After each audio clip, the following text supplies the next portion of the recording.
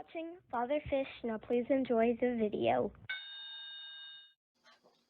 Joe Coffee, once you use dried maple leaves. Maple leaves are perfect. They smell good too, actually. Pardon? Or wait, no, I don't think they're the ones that smell good. I think it's the magnolia leaves. Right. Any hardwood. I guess magnolia is hardwood. That's a big leaf. It is. It's much like the catappa leaf. Actually, it's really a perfect leaf. I should take some back with me. The magnolias are just coming into bloom now. Yes, they are, and I can't wait to collect more. Magnificent. Mm-hmm. I use dried maple and oak. Yeah, they work just great. Yeah.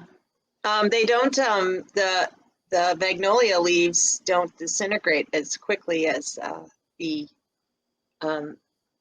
catappa leaves. The catappa leaves disintegrate pretty quickly.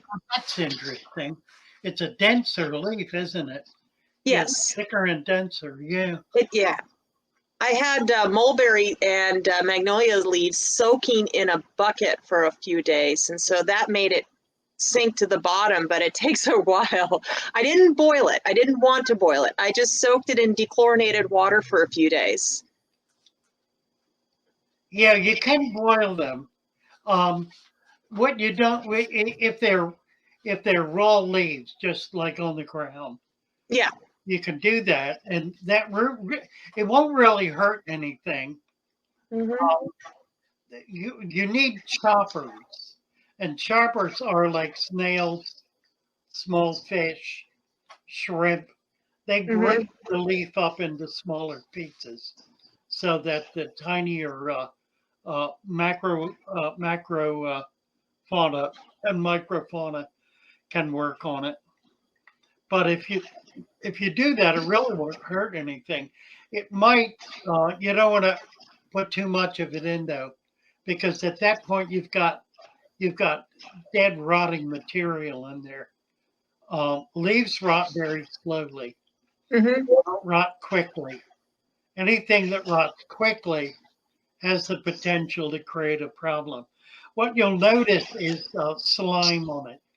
Yeah. And slime is fungus and bacteria. And of course, that's very beneficial. Shrimp are particularly fond of it, as are many little fish and, of course, snails. Yeah. So as long as, I don't have to take the leaf litter out, I can keep it within the aquarium indefinitely until it's fully consumed. Yeah. Yeah. And that's the whole point. You treat it as food, because that's what it is. It's nutrition. It's the foundation of the nutrition cycle or the food web. There's been substantial research, particularly in freshwater environments, that has demonstrated that the foundation of the food web is leaves from trees. Now, not all trees drop leaves year round, although in tropical environments they do. In our environment, they drop leaves in the fall. They drop them seasonally. Those leaves break down slowly enough that they're still there, being broken down midsummer. Okay. It's providing, now it does create a flush by dropping in the fall. In the winter, everything slows down, including all of the fish and the microfauna. The leaves even slow down in the decay process, so that by spring, everything's coming back to life, becoming more active and more busy and consuming more.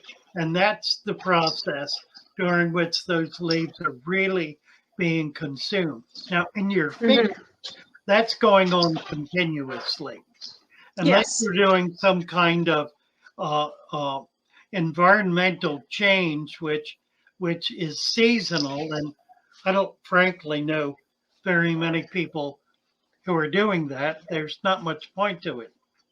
Although there are some fish that require it in order to be able to spawn. That's what the killing business is all about, for example. But that means that those leaves are just really becoming heavily consumed in the summer, all through the summer, and then they fall again in the fall, and go through that winter process. Spring comes on, they begin deteriorating more. More animals are eating them. It's an annual feeding kind of process. Okay. But in your tank, when you notice the leaves are disappearing, you want to add more. Yes. The leaves are the food that you would be putting in your tank if you were feeding a synthetic material, detriment or something, a flake food. Think of leaves as flake food. Oh. And treat them accordingly. Now, they last a lot longer. A leaf will last a matter of weeks in a very active, busy tank. So you're not going to need to put them in every day. But when you see they're deteriorating, they're disappearing, that means they've been consumed. So you want to add more. It's a food. Treat it as a food. Tell you what else is a food. I was treating it like a substrate. Well, and it's not. It's a humic substance. It's not a substrate.